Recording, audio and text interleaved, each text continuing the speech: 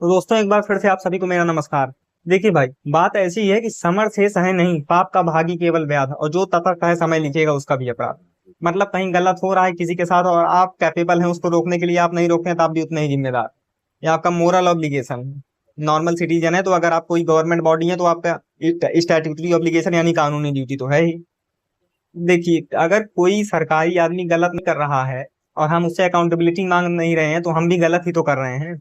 भाई, टैक्स से पैसा हमारे लिया जा रहा है, टैक्स हम भर रहे हैं, उसके बाद वो सैलरी ले रहे हैं, उसके बाद जो पैसा आ रहा है उससे काम भी नहीं कर रहे हैं। अकाउंटेबिलिटी तो मांगना पड़ेगा। उसके लिए क्लियरिटी होनी चाहिए हमारे माइंड में, कॉन्सेप्ट को लेके क्लियरिटी होनी चाहिए कि भाई किस चीज में अब क्या इनके ऊपर ऐसा किया जा सकता है जिससे ये मुझको जानकारी दे। जब तक मुझको यही नहीं पता है तो भाई वो तो मुझको बेवकूफ बना देगा, डांट के भगा देगा, क्या कर पाओगे? क्यों? क्योंकि आपके मन में डाउट है। ऐसा बात ऐसी है कि संशय आत्मा विनश्यति। अगर डाउट है तो भाई डाउट को आप कभी इन्फोर्स करवा ही नहीं सकते। डाउटफुल माइंड बना रहेगा और डाउटफुल माइंड से आप दूसरों की राइट इन्फोर्स करवाने की बात ही छोड़ दीजिए, अपनी राइट इन्फोर्स नहीं करवा सकते। ये वीडियो पूरा देखिए, सारा डाउट आपका क्लियर होगा। 5 ऐसे प्रोविजन के बारे में मैं आज बात करने वाला हूँ। 5 कुछ ऐसे सिद्धांत हैं जिसको आप एक एक करके इन्फोर्स करवा सकते हैं। हर एक यूनिक है अपने आप में। इनमें से सबसे पहला, सबसे महान और सबसे ज्यादा लागू होने वाला है RTI, right to information act, जो 2005 में पास हुआ था। राइट टू इन्फॉर्मेशन एक्ट 2005 में पास हुआ था। अब ये है क्या राइट टू इन्फॉर्मेशन? क्या इसे किसी से भी कोई भी इन्फॉर्मेशन मांग सकते हैं? देखिए, मैं आपको बता रहा हूँ। राइट टू इन्फॉर्मेशन एक्ट जो है, ये गवर्नमेंट या गवर्नमेंट बॉडीज से जो स्टैट्यूटरी अथॉरिटी में अभी काम कर रहे हैं, स्टेट गवर्नमेंट हो चाहे सेंट्रल गवर्नमेंट हो चाहे उसका कोई इंप्लॉय, उनसे आप बिना झिझक सवाल पूछ सकते हैं अगर कोई चीज कहीं नहीं सही हो रही। मैं आपको एक एग्जांपल देता हूँ, उदाहरण से समझेंगे। एग्जांपल से समझेंगे तो आपको ज्यादा माइंड में क्लियर हो जाएगा चीजें। मैं हूं और मेरा दोस्त है, हम लोग गाड़ी पे बैठ के जा रहे हैं, रात का टाइम है और सड़क पे गड्ढे हैं। सड़क पे गड्ढे हैं तो उस सड़क पे मैं जब भी रात में जाता हूँ वहां गड्ढा ही मिलता है। अब मैं उससे रोज बोल रहा हूँ कि भाई यहाँ यार इतना गड्ढा है, सड़क बनवा नहीं रहे, सड़क बनवा नहीं रहे। अब इसी बोलने की बजाय अगर मुझको जानकारी चाहिए कि क्या इसके लिए फंड आया था म्यूनिसिपैलिटी के पास, म्यूनिसिपल कॉर्पोरेशन के पास नहीं आया था, नगर पालिका है तो वहां पे कब फंड आया, वहां पे उनके पास पैसा आया कि नहीं आया, और पैसा आया तो उसका उन्होंने इस्तेमाल किया रोड बनवाने में कि नहीं किया, इसके लिए राइट टू इन्फॉर्मेशन एक्ट में लगा सकता हूँ। और दूसरा, कोई गवर्नमेंट लैंड पे इंक्रोच कर रहा है, जो जमीन किसी की नहीं है और आप वहां से आने जाने का आपका रास्ता है, वहां पे इलीगल कंस्ट्रक्शन कोई चालू कर दिया, राइट टू इन्फॉर्मेशन एक्ट लगा करके आप उससे पूछ सकते हैं भाई यहाँ क्या इनकी अथॉरिटी है बिल्डिंग बनाने की, क्या ये जमीन ओन करते हैं या नहीं ओन करते हैं। तो राइट टू इन्फॉर्मेशन आप समझिए कि एक तरीके से बहुत ही ज्यादा मजबूत बना देती है हर एक आम इंसान को। वो अकाउंटेबिलिटी मांग सकता है गवर्नमेंट से। राइट टू इन्फॉर्मेशन एक्ट का बहुत वाइडली उपयोग होता है, बहुत ही वाइडली प्रयोग किया जाता है इसका। और कोई इसको पहाड़ नहीं चढ़ना है आपको कि कोर्ट में जाके केस लड़ना पड़ेगा राइट टू इन्फॉर्मेशन अगर आपको लागू करवाना है। मुझको लगता है काफी लोग, आप लोग जानते होंगे राइट टू इन्फॉर्मेशन क्या होता है, और जो नहीं जानते हैं वो जान जाइए, क्योंकि क्लियरिटी बहुत इंपॉर्टेंट है, जैसा अभी हमने बात की। तो राइट टू इन्फॉर्मेशन एक्ट जो है ना, कोई माइनर है अगर 18 साल से नीचे का आदमी, वो भी राइट टू इन्फॉर्मेशन के तहत जानकारी ले सकता है गवर्नमेंट से। राइट टू इन्फॉर्मेशन फाइल करने के लिए कुछ करना नहीं रहता है आपको। आपको पब्लिक इन्फॉर्मेशन ऑफिसर होते हैं, जो भी कंसर्न डिपार्टमेंट से आपको दिक्कत है, वहां के जो पब्लिक इन्फॉर्मेशन ऑफिसर हैं उनको एड्रेस करके आप एक एप्लीकेशन लिख सकते हैं कि भाई ये रोड अभी तक क्यों नहीं बनी, या ये बिल्डिंग यहाँ पे क्यों खड़ी हो रही है। सुनिए, अगर आप गांव में भी रहते हैं ना, तो वहां पे अगर आपके पंचायत में, ग्राम पंचायत में सही से काम नहीं हो रहा है, आपके पंचायती राज डिपार्टमेंट में सही से काम नहीं हो रहा है, प्रधान आपका पैसा लेके बैठ गया है और आपकी रोड कच्ची की कच्ची है, तो आप उसको उसके पद से हटवाने की ताकत रखते हैं।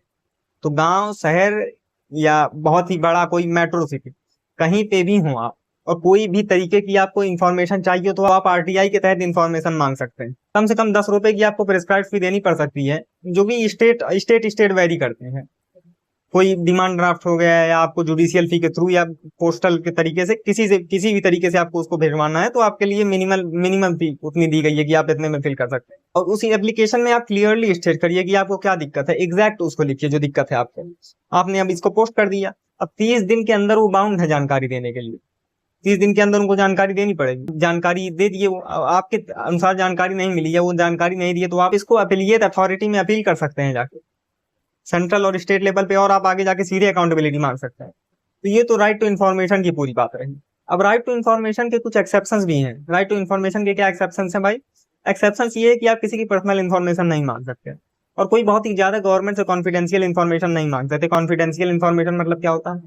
कॉन्फिडेंशियल इन्फॉर्मेशन मतलब होता है कि अब जैसे कोई अभी सर्जिकल स्ट्राइक की गवर्नमेंट ने या ऑपरेशन किया, कोई मतलब कोई खुफिया मिशन ऐसा परफॉर्म किया दूसरे देश के ऊपर, तो उसकी आप माइन्यूट डिटेल नहीं मांग सकते, क्योंकि आप मांगेंगे तो ये दुश्मन जो है उसी ताक में बैठे हैं, जो दूसरे देश हैं, जो टेररिस्ट हैं, वो उसी के उसमें बैठे हैं कि भाई कोई हिंट मिल जाए। तो ये सारी कॉन्फिडेंशियल इन्फॉर्मेशन होती है जिसको गवर्नमेंट नहीं देना चाहती, और वो नहीं देना भी चाहिए। तो आप ये नहीं मांग सकते उनसे राइट टू इन्फॉर्मेशन के तहत। और दूसरा कि कोई भाई कोई बिजनेस कर रहा है, उसे उसके बिजनेस का आइडिया, कोई मूल सिद्धांत, कुछ ऐसा कॉन्फिडेंट बहुत ही ज्यादा जिससे पब्लिक का कोई फायदा नहीं हो रहा हो, जो इनरेलीवेंट इन्फॉर्मेशन, वो आप नहीं मांग सकते हैं। तो ये तो हो गई राइट टू इन्फॉर्मेशन की बात, पूरा पूरा राइट टू इन्फॉर्मेशन कवर हो गया हम लोगों का। अब दूसरा प्रोविजन है कि कंज्यूमर प्रोटेक्शन एक्ट 2019 में जो पास हुआ था। अब कंज्यूमर प्रोटेक्शन एक्ट क्या है, देखिए, मैं कंज्यूमर हूँ, आप कंज्यूमर हैं, हम सब ग्राहक हैं। कभी ना कभी हम सब कोई ना कोई सामान रोज खरीदते ही रहते हैं। चाहे मैं ई कॉमर्स की बात करूं, चाहे मैं लोकल शॉप की बात करूं, चाहे मॉल की बात करूं। एक एग्जाम्पल सिनेरियो से समझते हैं। देखिए, मान लीजिए मैं कहीं शॉपिंग करने गया, मॉल में गया, तो वहां पे मैंने कपड़ा खरीदा, बढ़िया ब्रांड न्यू शर्ट खरीदी।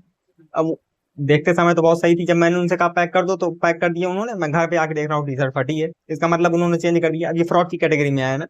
अब फ्रॉड की कैटेगरी में आया तो मैं कंज्यूमर फोरम में सीधे जाके कंप्लेन कर सकता हूँ। इसके लिए मेरे पास दो तीन तरीके से मुझको, या तो मैं कंपनसेशन ले सकता हूँ, या तो मैं पूरा रिफंड मांग सकता हूँ। तो ये तो कंज्यूमर प्रोटेक्शन एक्ट हो गया, और इसमें आपको कोई वकील की जरूरत नहीं है। आप ई दाखिल पोर्टल पे जाके खुद से कंप्लेन फाइल कर सकते हैं, ऑनलाइन भी फाइल कर सकते हैं। इसमें डॉक्टर, इस कैटेगरी में डॉक्टर्स भी कवर होते हैं। उन्होंने कोई कोई डॉक्टर सर्जरी किया, उसने नाइफ छोड़ दी, उसने कोई इंस्ट्रूमेंट छोड़ दिया, कोई ग्लव्स छोड़ दिया ऑपरेशन करते समय कहीं पे किसी जगह शरीर के हिस्से में, तो अगर आपको उससे लॉन्ग टर्म दिक्कत होती है तो आप इसमें भी गवर्नमेंट के पास जा सकते हैं सीधे। तो कंज्यूमर है, ग्राहक है, हक से शॉपिंग करिए। अब तीसरा प्रोविजन क्या है, तीसरा प्रोविजन है public interest litigation. Public interest litigation क्या होता है, नाम सुन के तो लग रहा है भाई पब्लिक इंटरेस्ट में ही बात है, बात पब्लिक इंटरेस्ट में ही है। और ये अलग से कोई एक्ट नहीं है पब्लिक इंटरेस्ट लिटिगेशन। इसमें आप अपील फाइल कर सकते हैं, इसमें आप सुप्रीम कोर्ट में जाकर के सीधे पिटीशन डाल सकते हैं, सुप्रीम कोर्ट या हाई कोर्ट में जाकर के। किस स्थिति में पिटीशन डाल सकते हैं, किस लिए, बहुत ही ज्यादा पॉल्यूशन हो रहा है, आप पॉल्यूशन देखना है आपको, तो आप कह रहे हैं भाई पब्लिक को हार्म हो रहा है, पॉल्यूशन को कर्व करने के लिए मैं पीआईएल डालता हूँ। मतलब अब जवाबदेही होगी गवर्नमेंट की, और अब इसको कंट्रोल करेगी। दिल्ली में देखिए पीआईएल डाला गया था, अब दिल्ली गवर्नमेंट काम कर रही है। और पीआईएल कहाँ डाल सकते हैं, कोई वाइल्ड लाइफ कब आपको अगर प्रोटेक्शन करना है, जंगल बहुत ज्यादा काटा जा रहा था, आप PIL public interest litigation PIL file करवा सकते हैं वहां पर। और मैं आपको बताऊं, एक इन्वायरमेंटल एक्टिविस्ट हैं एमके रंजीत सिंह, वो पीआईएल बहुत ही फ्रीक्वेंटली फाइल किए उन्होंने वाइल्ड लाइफ को बचाने के लिए, पॉल्यूशन को कर्व करने के लिए। उनके बारे में आपको जानना चाहिए, ये एक इन्वायरमेंटल एक्टिविस्ट है। इनका तो मैंने एक एग्जांपल दिया, और भी कई सारे प्रोविजंस में आप पीआईएल डाल सकते हैं, और पीआईएल डाल के इन्फॉर्मेशन मांग सकते हैं सीधे कोर्ट जाकर के। ये पीआईएल बेसिकली एक जुडिशियल टूल है जिसका आप इसी तरीके से इस्तेमाल कर सकते हैं।